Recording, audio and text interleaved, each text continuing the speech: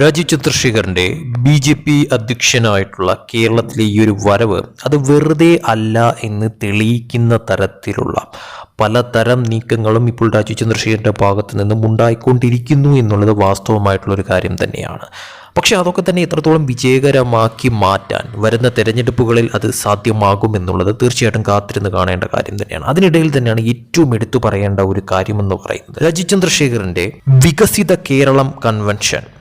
അതിൽ നിരവധി പേരാണ് പുതിയ അംഗങ്ങളായിട്ട് BJPയിൽ ഓരോ ജില്ലകളിലായി ചേർന്നുകൊണ്ടേയിരിക്കുന്നത്. അതിലെടുത്തു പറയേണ്ട ഒരു കാര്യമെന്ന് പറയുന്നത് ഇടുക്കിയിൽ നിന്നും BJPയിലേക്ക് ചേർന്നവരുടെ എണ്ണത്തിലുള്ള ഒരു വർധനവാണ്. അത് ഈ പറയുന്ന തരത്തിൽ പല പാർട്ടികളിൽ നിന്നും, കോൺഗ്രസിൽ നിന്നും അതോടൊപ്പം തന്നെ കമ്മ്യൂണിസ്റ്റിൽ നിന്നുമൊക്കെ തന്നെ പലരും രാജിവെച്ചുകൊണ്ട് BJPയിലേക്ക് എത്തുന്ന തരത്തിലോട്ട് കാര്യങ്ങൾ മാറുന്നു. അതും ഒട്ടനേകം പേരാണ് BJPയിലേക്ക് എത്തുന്ന തരത്തിലോട്ട് ഇടുക്കിയിൽ നിന്നും മാറിയിട്ടുള്ളത്. അതിലെടുത്ത് പറയേണ്ടത് DCC മുൻ ജനറൽ സെക്രട്ടറി ആയിട്ടുള്ള ബെന്നി പെരുവന്താനം BJPയിൽ ചേർന്നിരിക്കുകയാണ്. അതായത് കട്ടപ്പനയിൽ BJP ഇടുക്കി സൗത്ത് സംഘടനാ ജില്ലയുടെ വികസിത കേരളം കൺവെൻഷനിലാണ് ബെന്നി BJP അംഗത്വം സ്വീകരിച്ചത്.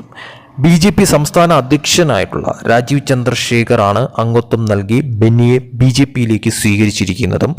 വഖഫ് വിഷയത്തിൽ കോൺഗ്രസ് നിലപാടിൽ പ്രതിഷേധിച്ച് പാർട്ടി വിട്ട ആളാണ് ബെന്നി പെരുവന്താനം.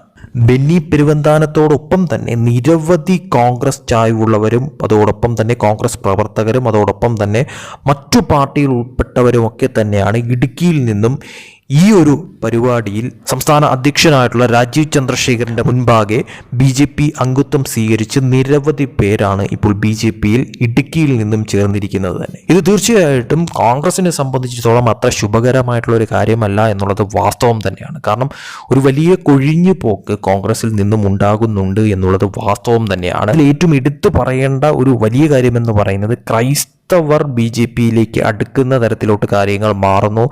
ഒരു പരിധിയിൽ കൂടുതൽ പേർ BJPയിലേക്ക് ചേർന്ന തരത്തിലുള്ള, അതായത് കോൺഗ്രസ് ചായ്വുള്ളവർ തന്നെയാണ് ഒട്ടനേകം പേർ ഇപ്പോൾ BJPയിൽ എത്തുന്ന തരത്തിലോട്ട് കാര്യങ്ങൾ മാറുന്നതും. അത് തീർച്ചയായിട്ടും വരുന്ന തെരഞ്ഞെടുപ്പുകളിൽ കോൺഗ്രസിനെ എത്രത്തോളം ബാധിക്കുമെന്നുള്ളത് തന്നെയാണ് ഏറ്റവും ഹൈലൈറ്റ് ആയിട്ട് കാണേണ്ട കാര്യമെന്ന് പറയുന്നത്. ഇത് BJP എത്രത്തോളം മുതലാക്കുമെന്നും അതോടൊപ്പം തന്നെ BJPക്ക് ഇത് എത്രത്തോളം വോട്ടാക്കി മാറ്റാൻ സാധിക്കുമെന്നുള്ളതും തീർച്ചയായിട്ടും കണ്ടറിയേണ്ട കാര്യം തന്നെയാണ്. എന്തായാലും ഒരു കാര്യം BJP 2026 നിയമസഭാ തെരഞ്ഞെടുപ്പിന് മുന്നോടിയായിട്ട് തന്നെ ലക്ഷ്യം വയ്ക്കുന്നു എന്നുള്ളത് വാസ്തവം തന്നെയാണ്. അതായത് ഈ പറയുന്ന തരത്തിൽ ക്രൈസ്തവ പിന്തുണ മാക്സിമം BJPയിലേക്ക് എത്തുന്ന തരത്തിലോട്ട് ന്യൂനപക്ഷ പിന്തുണകൾ എത്രത്തോളം BJPക്ക് എത്തിക്കാൻ സാധിക്കുമോ അത് അത്രത്തോളം എത്തിക്കുക എന്ന ലക്ഷ്യം BJP ഇപ്പോൾ മുന്നോട്ട് വയ്ക്കുന്നുണ്ട്. അതൊരു പരിധിയിൽ കൂടുതൽ അവർക്കത് സക്സസ് ആക്കിയെടുക്കാൻ സാധിക്കുന്നുണ്ട് എന്നുള്ളതിൻ്റെ ഏറ്റവും വലിയ തെളിവുകൾ തന്നെയാണ് ന്യൂനപക്ഷത്തിൽ നിന്നും, പ്രത്യേകിച്ച് ഈ പറയുന്ന തരത്തിൽ ക്രൈസ്തവരിൽ നിന്നും